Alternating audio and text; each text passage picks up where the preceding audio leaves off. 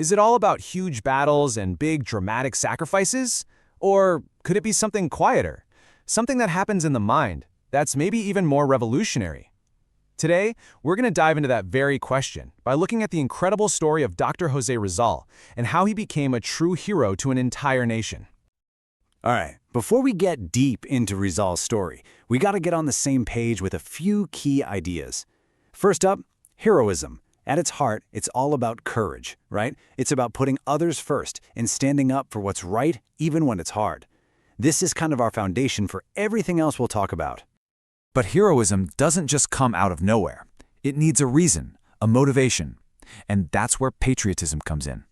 Think of this as the emotional fuel, that deep, powerful love and loyalty you feel for your country.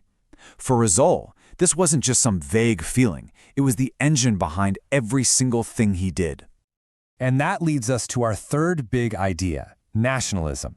Now, if patriotism is the love, nationalism is the action plan. It's the firm belief that your country deserves to be independent, to be respected, and to stand on its own 2 feet. For Rizal, you really can't separate these 3 things: heroism, patriotism, and nationalism. They were all woven together.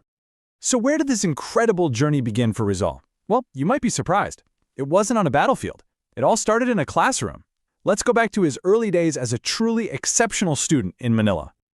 The thing that's just mind-blowing about his time at the Ateneo is how brilliant he was so young. He gets in at just 11 years old, and get this, they almost didn't let him in because he was small for his age. But almost immediately, he rises to the top, becoming the emperor of his class, which was their term for the best student. And he wasn't just a bookworm. He was amazing at everything: poetry, art, science. He ends up graduating with the highest honors at only 16. Can you imagine?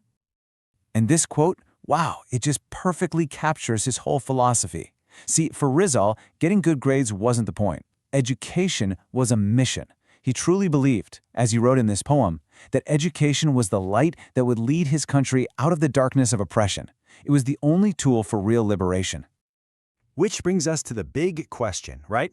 How does a gifted poet, a scholar, transform into a revolutionary figure, a national hero? Well, the answer lies in one specific event, an event that absolutely shook the nation to its core and changed the direction of Rizal's entire life. We are talking about the execution of 3 Filipino priests known together as Gomburza. This single, brutal act of injustice would ignite a fire not just in the heart of young Rizal, but in an entire generation of Filipinos. So, what was all this about?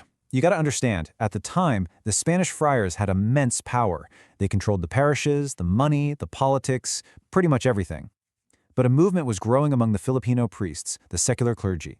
They started demanding equal rights, arguing that they should be the ones leading their own parishes. It was a brave challenge to the colonial system and its deep-seated racism. And these were the 3 men at the very center of it all. You had Padre Gomez, the wise, respected elder. You had Padre Burgos, the brilliant and outspoken intellectual. And you had Padre Zamora, the passionate supporter. Together, they were the voice of this fight for justice. And then, tragedy. The Spanish authorities used a small, unrelated uprising as a pretext. Gomburza were rounded up, falsely accused of treason, and publicly executed. Now just look at these dates. This happens in February 1872. A mere 4 months later, an 11-year-old Jose Rizal walks into the halls of Ateneo for the first time. You can just imagine how that terrible injustice was still hanging heavy in the air. The murder of Gomburza changed everything for Rizal. It set him on his path. But here's the crucial part. He didn't pick up a gun. He chose a totally different weapon. He decided to start a revolution of the mind.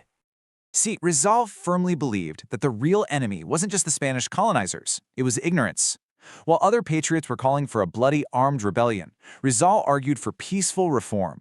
His battlefield was the printed page. His goal was to awaken the minds of his people first, believing that true freedom had to start from within.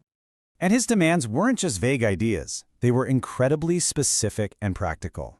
He wanted representation for the Philippines in the Spanish government. He wanted equal rights under the law. He wanted secularization, the very cause Gomburza died for. And he demanded basic human freedoms, like freedom of speech. This was a clear, thought-out plan for progress. And his most powerful weapons in this fight?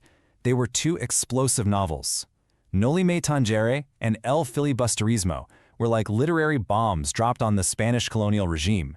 They exposed the corruption, the cruelty, and the hypocrisy of the system, and opened the eyes of countless Filipinos.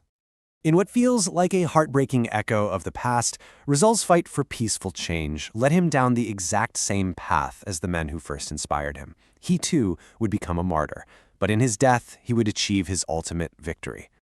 This date, it's burned into the collective memory of the Filipino people.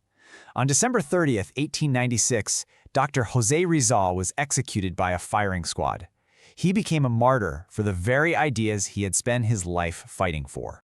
And here's where it all comes full circle in the most powerful way. Rizal dedicated his second novel, El Filibusterismo, to the memory of Gomez, Burgos, and Zamora. It was his way of saying that the fire they started would never, ever go out. The student was now honoring the martyrs who set him on his path. And this is the ultimate lesson of his life. His execution didn't stop the movement, it supercharged it. His sacrifice became the rallying cry for the Philippine Revolution. It was the absolute proof that you can kill a person, but you can never, ever kill an idea whose time has come. So, in the end, what was Rizal's true legacy?